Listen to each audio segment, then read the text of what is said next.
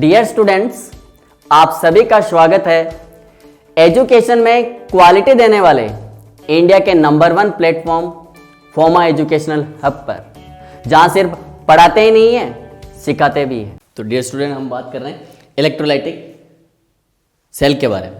तो यहाँ पर हमने देखा कि किस तरीके से आपको कोई इलेक्ट्रिसिटी फ्लो करवाते हैं इलेक्ट्रोलाइटिक सॉल्यूशन में से। तो किस तरीके से आपको एक प्रोडक्ट की फॉर्मेशन होती है at the cathode and at the anode. और इन्हीं को कैथोड कोर और एनोड क्या है, बेसिकली इलेक्ट्रोड के दो पार्ट है। क्या है? इलेक्ट्रोड के दो पार्ट है। एनोड क्या बोलोगे? एनोड को क्या बोलोगे आप लोग? The electrode at which oxidation takes place. Electrode at which oxidation takes place, that is your anode. Cathode क्या बोलोगे? Electrode at which reduction takes place is known as the cathode. समझ में आ रही बात? तो यहां पर आप लोग सबसे पहले क्या लिखोगे कि इलेक्ट्रोलाइटिक सेल के अंदर आप लोग इलेक्ट्रिसिटी के थ्रू एक प्रोडक्ट की फॉर्मेशन करते हो, एक केमिकल सब्सटेंस की फॉर्मेशन करते हो। उसी को आप लोग किसके अंदर करते हो? इलेक्ट्रोलाइटिक सेल के अंदर करते हो। तो कुछ की पॉइंट्स हैं, उन की पॉइंट को एक एक करते हुए लिखते हुए चलना है। कि सबसे पहले, क्योंकि पिछली क्लास में हम लोगों ने जब बात की थी तो इसके डायग्राम की इनकी बात की थी, अब हम बात करने वाले हैं इस पार्ट में कि कौन कौन से की पॉइंट है जो इलेक्ट्रोलाइटिक सेल के लिए इंपॉर्टेंट है। सबसे पहले इलेक्ट्रोलाइसिस प्रोसेस। क्या बोला? इलेक्ट्रिसिटी दी, प्रोडक्ट बने डिफरेंट इलेक्ट्रोड पर bye the chemical process, bye the chemical process. बात समझ में आ रही? तो ये सबसे पहला पॉइंट है इलेक्ट्रोलाइटिक सेल का। क्या? कि we will have to pass the electricity through the electrolytic solution to obtain the product, to obtain the product by the chemical reaction. Chemical reaction होएगी, बट वो केमिकल रिएक्शन किससे carried out हो रही है? आपकी इलेक्ट्रिसिटी से carried out हो रही है। किससे कैरिड आउट हो रही है? इलेक्ट्रिसिटी से। बात समझ में आ रही? सबसे पहला पॉइंट। सेकंड पॉइंट पर हम बात करने वाले हैं कि आपको डिफरेंट इलेक्ट्रोड पर डिफरेंट प्रोडक्ट फॉर्म होते हैं। डिफरेंट इलेक्ट्रोड पर डिफरेंट प्रोडक्ट फॉर्म होते हैं। बट उसके पहले हम बात करेंगे इलेक्ट्रोलाइटिक सेल के अंदर एनोड की, कि एनोड क्या होता है। तो एनोड सब हेडिंग के तौर पर क्या लिखोगे? The electrode at which the electrode और मेटेलिक प्लेट और metallic rod at which oxidation takes place, at which oxidation takes place is known as anode, is known as anode. बात समझ में आ रही? Similarly you can talk about the cathode also. क्या बोलोगे? Cathode की सब heading electrolytic cell के अंदर ही। कैथोड को क्या बोलोगे? इलेक्ट्रोड और ए मेटेलिक प्लेट और a metallic rod at which reduction takes place, at which reduction takes place is known as cathode, is known as cathode. बात समझ में आ रही? अब इलेक्ट्रोलाइटिक सॉल्यूशन दो तरीके से लिए जाते हैं। इलेक्ट्रोलाइटिक सॉल्यूशन दो तरीके से लिए जाते हैं, एक तो उसकी एक्वस फॉर्म में, एक उसकी मोल्टन स्टेट में। मोल्टन स्टेट बोले तो आप किसी भी सब्सटेंस को इतना हीट करो कि वो ऑटोमेटिक मेल्ट हो जाए। आप किसी भी सब्सटेंस को इतना हीट करो कि वो मेल्ट फॉर्म में पहुंच जाता है, तो उसकी मोल्टन स्टेट कहलाती है। बात समझ में आ रही? जैसे इलेक्ट्रिसिटी फ्लो करवाते हैं, ये हो गई कैथोड की बात। अब आपने नेक्स्ट कमेंट में क्या लिखोगे? कॉमन कमेंट में इलेक्ट्रोलाइटिक सेल के अंदर क्या बोलोगे? कि when we pass the electricity through the electrolytic solution, opposite charges moves toward the moves in opposite direction. क्या बोलोगे? When we pass the electricity through the electrolytic solution, opposite charges moves in opposite direction. Opposite charges moves in opposite direction. बात समझ में आ रही? Next point में क्या लिखोगे? anion that moves toward the anion moves toward the metallic plate toward the metallic plate which having which charge? Positive charge. Which having positive charge. बात समझ में आ रही? anion moving toward that metallic plate which having positive charge. Similarly, you can give the comment for the cation also. क्या बोलोगे? Next point में cation moves toward that metallic plate which having negative charge. Which having negative charge, जिसके ऊपर negative charge है. बात समझ में आ रही?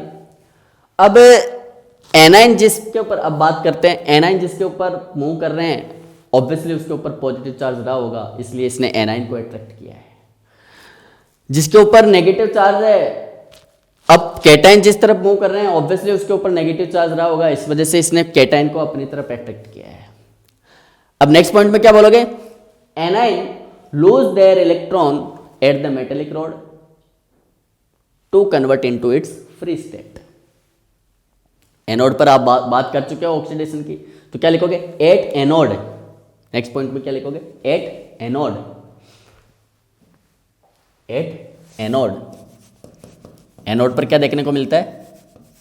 जैसे एग्जांपल आपने Cl NaCl का लिया है, तो Cl माइनस एनोड पर आया, अपने इलेक्ट्रॉन लूज करेगा, जैसे इलेक्ट्रॉन लूज करता है ऑक्सीडेशन हो जाता है, तो क्या बोलोगे? At anode oxidation takes place. Oxidation takes place. बात कर सकते हैं इसके बारे में. तो Cl माइनस Cl2 में कन्वर्ट होता है. किस में कन्वर्ट होता है? Cl2 में कन्वर्ट होता है by losing its electron. By losing its electron. Similarly you can give the comment for the at cathode. At cathode also. Cathode पर क्या हुआ है? देखो Na प्लस मूव किया, Na प्लस इस कैथोड में से जो नेगेटिव चार्ज है टर्मिनल, यहां से इलेक्ट्रॉन लेकर के खुद किस में कन्वर्ट हो जाता है? खुद किस में कन्वर्ट हो जाएगा?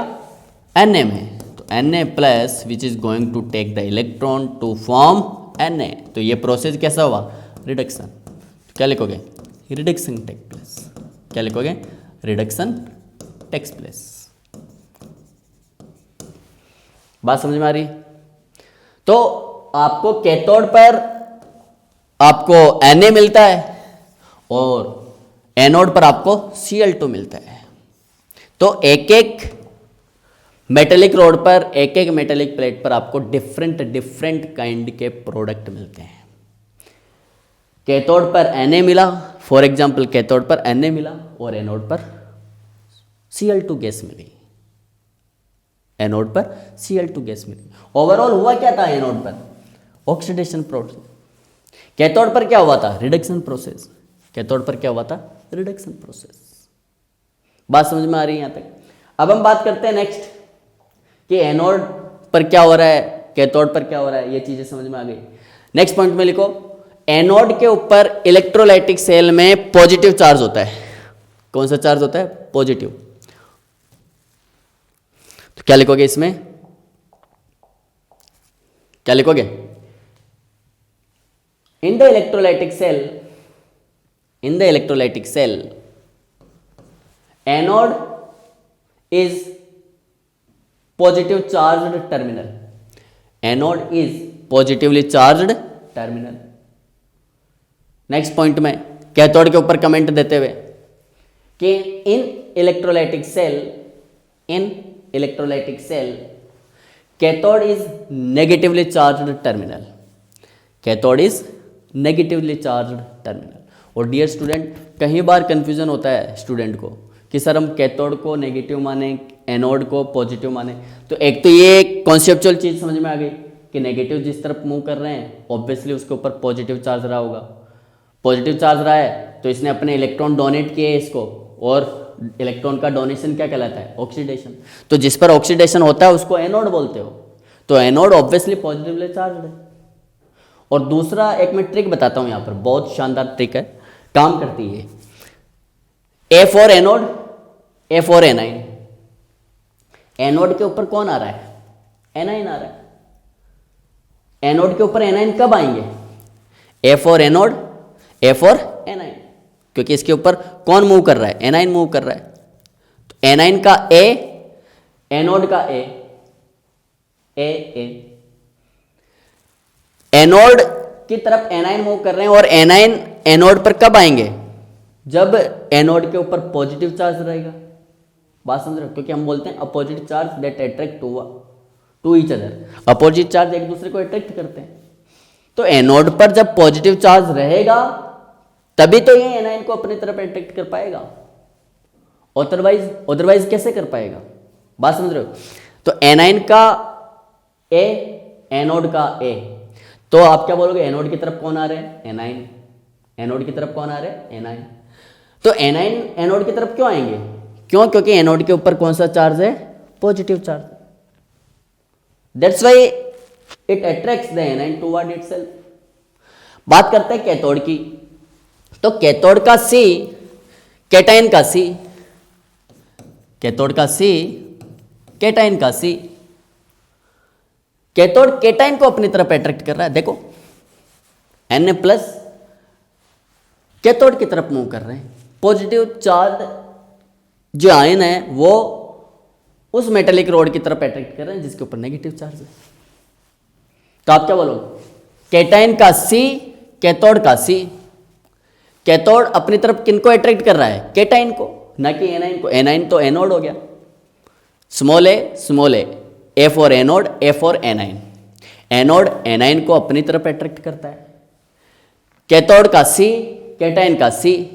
कैथोड अपनी तरफ किनको अट्रैक्ट कर रहा है? कैटाइन को। तो खुद कैटाइन को अट्रैक्ट कर रहा, मतलब खुद के ऊपर चार्ज कैसा है? नेगेटिव, तभी तो वो कैटाइन को अट्रैक्ट कर रहा है। बात समझ में आ रही है कि क्यों हम एनोड पर पॉजिटिव चार्ज लेते हैं, क्यों हम कैथोड के ऊपर नेगेटिव चार्ज लेते हैं? इस चीज को हमने कॉन्सेप्चुअली भी देखा, इस चीज को हमने ट्रिक वाइज भी देखा कि हाँ ट्रिक किस तरीके से काम करती है इसमें। बात समझ में आ रही? नेगेटिव एनाइन, एनाइन एनोड की तरफ, एनोड की तरफ इसलिए क्योंकि एनोड पर पॉजिटिव चार्ज है। कैटाइन सी, कैथोड सी। कैथोड की तरफ कैटाइन इसलिए जाते हैं क्योंकि कैथोड के ऊपर खुद नेगेटिव चार्ज है। तो इलेक्ट्रोलाइटिक सेल में ये चीज चलती है। गैल्वेनिक सेल में हम बात करेंगे तब गैल्वेनिक सेल की बात करेंगे कि गैल्वेनिक सेल में वो नेगेटिव चार्ज क्यों होता है एनोड, वो बात की बात है। यहाँ की बात इलेक्ट्रोलाइटिक सेल तक रखते हैं। बात समझ में आ गई? जो ये प्रोसेस हुआ वो कौन सा कहलाया? Electrolysis process. बात कर चुके हैं, ओके। इलेक्ट्रोलाइसिस प्रोसेस के बारे में बात कर चुके हैं। तो ये था आपका इलेक्ट्रोलाइटिक सेल। ये क्या था? Electrolytic cell. अब डियर स्टूडेंट क्वेश्चन पता वो कैसे पूछता है? पूछेगा वो आराम से, अगर इलेक्ट्रोलाइटिक सेल के बारे में आ जाएगा तो अब मैं श्योर हूँ कि आप कर लोगे। अब वो क्वेश्चन कैसे पूछता है? वो ये पूछता है कि क्या electrolytic cell that is the spontaneous process और ए नॉन स्पॉन्टेनियस प्रोसेस। क्या यह खुद कैरिड आउट हो गया? नहीं हुआ। जब खुद कैरिड आउट नहीं हुआ, क्योंकि बचपन में लोअर क्लासेस में हम पढ़ते हैं स्पॉन्टेनियस प्रोसेस और नॉन स्पॉन्टेनियस प्रोसेस के बारे में, तो वहाँ क्या बोलते हैं कि स्पॉन्टेनियस है, अच्छा ऑटोमेटिक हो रहा है, ऑटोमेटिक हो रहा है तो स्पॉन्टेनियस। फिर बोलते हैं कि हाँ change in gives free energy negative आनी चाहिए। लोअर क्लासेस में बोल के आ चुके हैं। अब क्योंकि यहाँ पर बात करते हैं अपन कि ये स्पॉन्टेनियस है कि नहीं है, क्योंकि अभी भी हमने बोला कि ये केमिकल रिएक्शन जो हुई ना, वो केमिकल रिएक्शन इलेक्ट्रिसिटी की वजह से हुई है। आपने इलेक्ट्रिकल एनर्जी को केमिकल एनर्जी में कन्वर्ट किया है। ऐसे थोड़े ना पहले केमिकल रिएक्शन होने लग गई, इट्स नॉट लाइक दैट। पहले आपने इलेक्ट्रिसिटी दी इलेक्ट्रोलाइटिक सॉल्यूशन में से, then only chemical reaction carried out to form the product. That means external source की रिक्वायरमेंट थी और वो एक्सटर्नल सोर्स क्या था? इलेक्ट्रिसिटी। और जब आपने एक्सटर्नल सोर्स दे दिया, देन आप ऐसे कैसे बोल सकते हो कि भाई हाँ ये एक स्पॉन्टेनियस है? तो आप क्या बोलोगे नेक्स्ट पॉइंट में? नोट डाल करके कि इलेक्ट्रोलाइटिक जो सेल है that is non spontaneous process. जो प्रोसेस होता है इलेक्ट्रोलाइटिक सेल में वो कैसा है? नॉन स्पॉन्टेनियस है।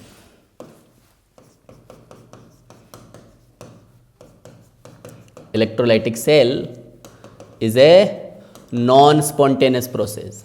Non-spontaneous process. और dear student we know very well कि जब electrolytic cell non spontaneous process है तो इसके लिए जो डेल्टा जी की वैल्यू आएगी, change in Gibbs free energy, that should be positive. क्यों? क्योंकि अगर नेगेटिव होती तो वो स्पॉन्टेनियस होता है। और हमने बोला कि नहीं, एक्सटर्नल सोर्स की रिक्वायरमेंट है। जब डियर स्टूडेंट एक्सटर्नल सोर्स की रिक्वायरमेंट है तो वो स्पॉन्टेनियस कैसे हुआ? वो स्पॉन्टेनियस कैसे हुआ? वो नॉन स्पॉन्टेनियस है। Then only the process carried out, जो भी आपका केमिकल रिएक्शन है वो कैरिड आउट हुआ है जब आपने इलेक्ट्रिसिटी दी है। तो मतलब ये नॉन स्पॉन्टेनियस है। और नॉन स्पॉन्टेनियस के लिए हम क्या बोलते हैं लोअर क्लासेज में कि change in Gibbs free energy that should be positive, that should be positive. और डियर स्टूडेंट हम गिब्स फ्री एनर्जी का भी फॉर्मूला लिख के आ चुके हैं, क्या? Minus NFE, minus NFE। तो ये क्या है? सेल का पोटेंशियल, सेल का पोटेंशियल जो यहां जनरेट हुआ है। Delta G is nothing but minus NFE। और N क्या है? Number of the electrons which is involve in the chemical reaction. F क्या है? Faraday constant. बोलते हैं क्या बोलोगे जब भी आप कोई फॉर्मूला लिखते हो, हर टर्म को रिप्रेजेंट करते हो? Delta G change in Gibbs free energy, N number of electron, F Faraday constant, F Faraday constant, E cell, cell potential. तो change in Gibbs free energy, change in Gibbs free energy, N क्या है? Number of electron, N क्या है? Number of electron. F क्या है? Faraday constant. F क्या है आपका? Faraday constant. ओके। और E सेल क्या है? Cell potential. E सेल क्या है? सेल पोटेंशियल है। बात समझ में आ रही? अब आप बात कर रहे हो कि डेल्टा जी पॉजिटिव होना चाहिए। अब जो कॉन्सेप्चुअल चीज़ है उसको समझना है, को जहाँ से वो क्वेश्चन पूछता है कम्पिटिटिव एग्जाम में। डेल्टा जी पॉजिटिव है, बहुत अच्छी चीज़ है। डेल्टा जी का फॉर्मूला माइनस NFE होता है, बचपन में पढ़ के आ चुके हैं।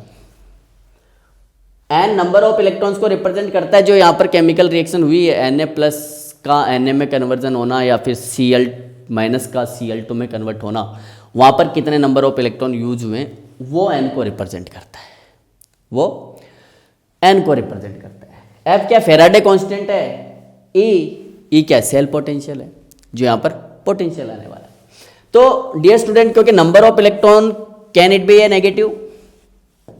क्या आप बोल सकते हो कि कोई भी केमिकल रिएक्शन है तो वहाँ पर -2 इलेक्ट्रॉन काम में आ रहे हैं, -1 इलेक्ट्रॉन काम में आ रहा है? तो number of electrons that can't be A negative, that can't be A negative number. Number of electrons हमेशा और हमेशा एक पॉजिटिव नंबर आता है। और डियर स्टूडेंट, फेराडे कांस्टेंट की वैल्यू आप लिख के आ चुके हो, 96500 कूलाम पर मोल। या तो 96500 बोलते हो या फिर 96487 बोलते हो कूलाम पर मोल। आज और बोलेंगे, इसकी वैल्यू को भी डिराइव करके बताऊंगा मैं आपको कि कहाँ से आती है।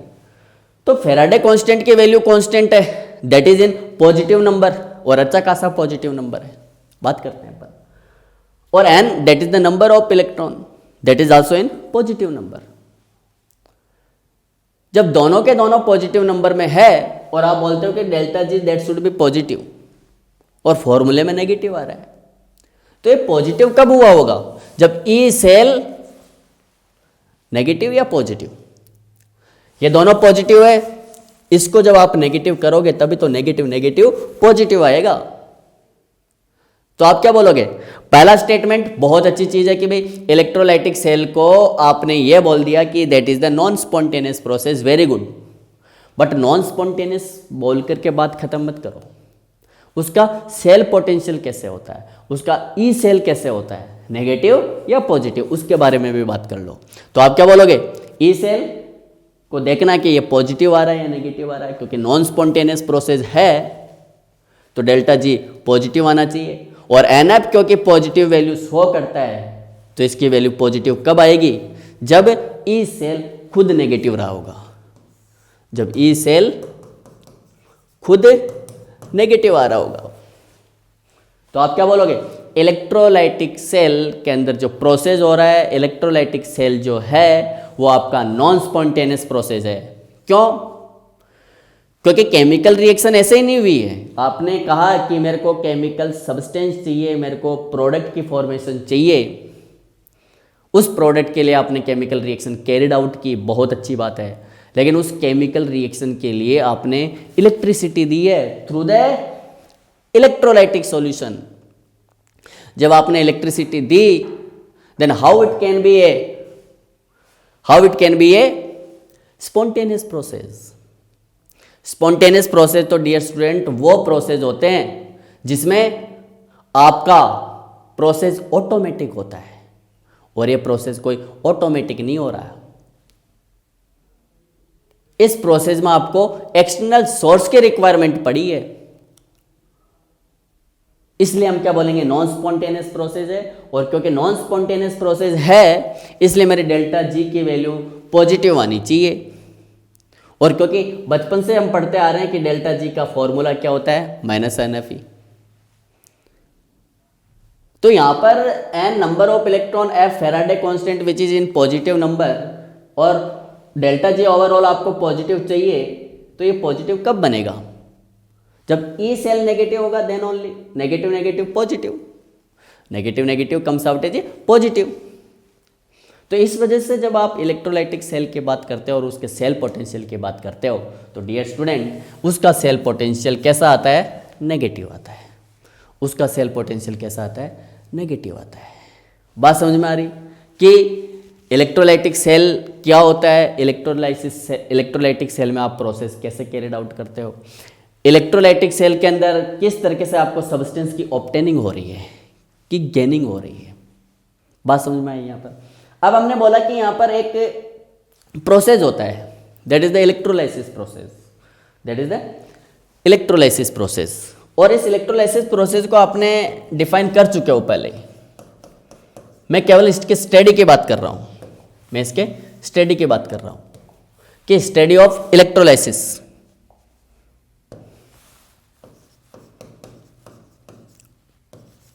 मैंने पहले कहा कि इलेक्ट्रोकेमिस्ट्री बहुत इंटरेस्टिंग है।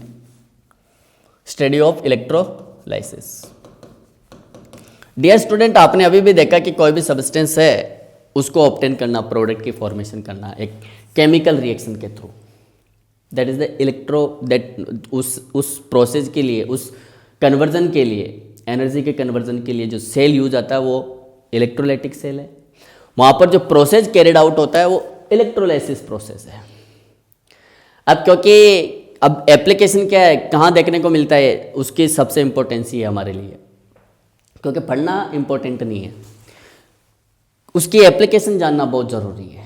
जैसे कोई केमिकल रिएक्शन होती है, वहाँ से आप इलेक्ट्रिसिटी जनरेट कर सकते हो, वहाँ से आप इलेक्ट्रिसिटी यानी इलेक्ट्रिकल एनर्जी जनरेट करते हो। वो पार्ट गैल्वेनिक सेल का है, उसको हम लोग बाद में डिस्कस करेंगे। लेकिन यहाँ बात क्या कर रहे हैं हम लोग, प्रोडक्ट की फॉर्मेशन। ये जब भी आप और निकालते हो, अभी just try to understand this concept कि क्या एप्लीकेशन हो सकती है। और जैसे माइनिंग है किसकी, गोल्ड की, किसकी, गोल्ड की माइनिंग है। अरे सिंबल है गोल्ड का AU, सिंबल है बेसिकली। अब ये क्योंकि प्योर फॉर्म में पाया नहीं जाता है AU, that is not present in the pure form. Pure form में प्रेजेंट होता है बट रेयरली प्रेजेंट होता है।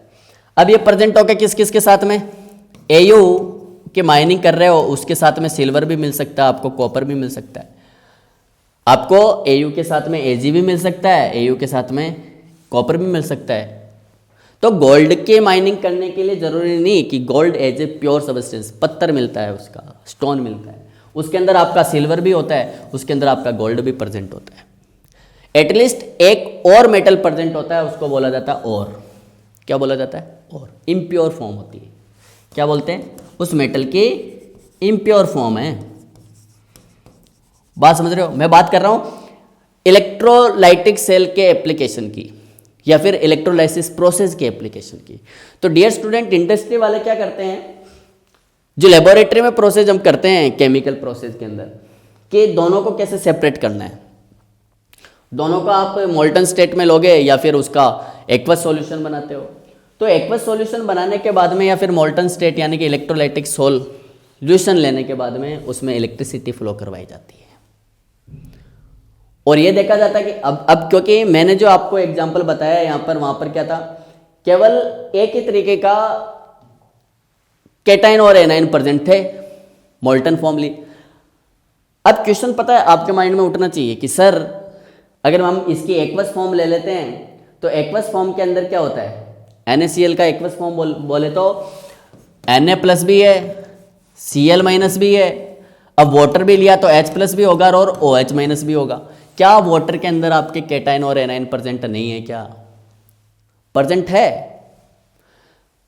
तो आपने तो ये बोला कि opposite charges that moves in the opposite direction, तो H प्लस ने क्या बिगाड़ा जब, क्योंकि मैंने तो लिया नहीं यहाँ पर, आपको जो इलेक्ट्रोलाइटिक सॉल्यूशन लिया वो मैंने मोल्टन स्टेट में ली, मैंने मोल्टन स्टेट ऑफ NaCl लिया, तो वहाँ पर क्योंकि एक ही कैटाइन था और एक ही एनाइन था तो कोई कंपटीशन नहीं था, कोई कंपटीशन नहीं था। लेकिन जैसे आप उसका एक्वस सॉल्यूशन लेते हो तो डियर स्टूडेंट, एक्वस सॉल्यूशन लेने पर वहाँ पर more than one cation present हो जाता है, more than one A9 present हो जाता है। तो यहाँ पर कंपटीशन है। हाइड्रोजन कहता है कि साहब अपन भी तो बैठे हैं, अपन भी तो मूव कर सकते हैं। तो कैटाइन के बीच में कंपटीशन देखने को मिलता है, एनाइन के बीच में कंपटीशन देखने को मिलता है। यह बोलते कि नहीं हम जाएंगे इसकी तरफ, कैथोड की तरफ। OH माइनस बोलता है कि नहीं, हम में क्या कमी है। तो इन दोनों के बीच में कंपटीशन देखने को मिलता है। फिर जब भी तो मैं बोल रहा हूँ कि स्टडी ऑफ द इलेक्ट्रोलाइसिस, इसकी स्टडी कैसे करते हो, डेफिनेशन देना, प्रोसेस बताना, that is very easy process, बहुत इजी स्टडी। लेकिन कैसे करते हो उसको कैरिड आउट, जब आपको मोर देन वन कैटाइन मिलते हो, more than one A9 present मिलता हो। कंपटीशन में आपको डायरेक्ट NaCl का मोल्टन फॉर्म नहीं देगा जहाँ पर एक ही कैटाइन प्रेजेंट है, वो बोलेगा कि NaCl का एक्वस सॉल्यूशन है। तो एनोड पर कौन मिल रहा है, कैथोड पर कौन मिल रहा है, क्वेश्चन ऐसे आता है।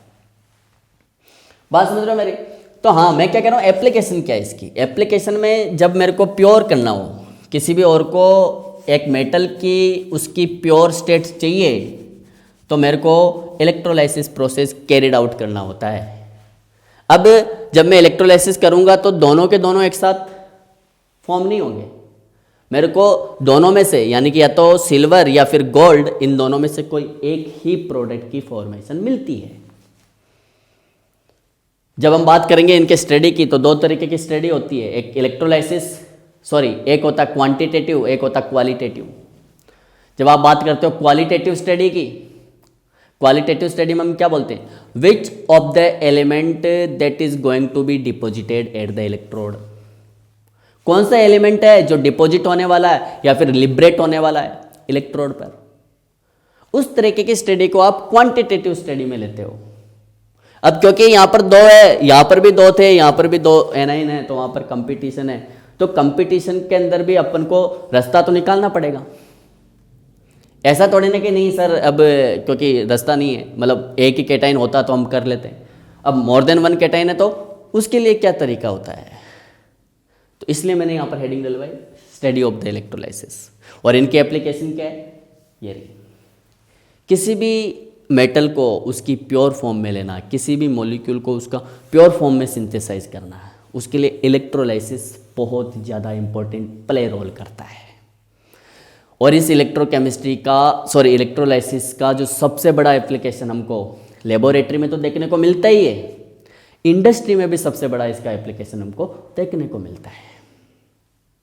बात समझ में आ रही? तो सबसे बड़ा एप्लीकेशन क्या है, किसी भी मेटल को, किसी भी एलिमेंट को उसकी प्योर फॉर्म में ले जाना है, तो आप क्या बोलोगे, इलेक्ट्रोलाइसिस करवा दो। क्या करवा दो, इलेक्ट्रोलाइसिस करवा दो। अरे कभी आपने देखा गोल्ड, वो तो बहुत रेयर चांस होता है कि गोल्ड अपने प्योर फॉर्म में मिल जाता है। बाकी कोई मेटल अगर उसकी प्योर फॉर्म में नहीं है तो आप उसकी प्योर फॉर्म में कैसे लेकर के जाओगे, through the electrolysis process, through the electrolysis process. तो बात समझ रहे हो? जब हम नेक्स्ट क्लास में मिलेंगे तो किसके साथ में मिलेंगे, स्टडी ऑफ इलेक्ट्रोलाइसिस में। मतलब दो तरीके की स्टडी करने वाले हैं, क्वांटिटेटिव और क्वालिटेटिव। क्वालिटेटिव में हम बोलेंगे कि कौन सा सब्सटेंस मिल रहा है, कौन सा एलिमेंट डिपॉजिट हो रहा है, और क्वांटिटेटिव में हम बोलेंगे कि फेराडेज लॉ, जिसके हम बारे में बात करेंगे कि भाई कितना अमाउंट डिपॉजिट हो रहा है, कौन सा डिपॉजिट हो रहा है, क्वालिटेटिव, कितना अमाउंट डिपॉजिट हो रहा है, कितना अमाउंट लिबरेट हो रहा है, क्वांटिटेटिव। तो इनके बारे में नेक्स्ट क्लास में। केमिस्ट्री को समझकर सीखने के लिए और 11th 12th JEE mains and advance and NEET की प्रिपरेशन के लिए आज ही जुड़िए फोमा एजुकेशनल हब के साथ। स्कूलिंग, कॉलेज एंड सभी कॉम्पिटिटिव एग्जाम्स के कंप्लीट कोर्स देखने के लिए आज ही प्ले स्टोर से डाउनलोड कीजिए फोमा एजुकेशनल हब का मोबाइल एप्लीकेशन।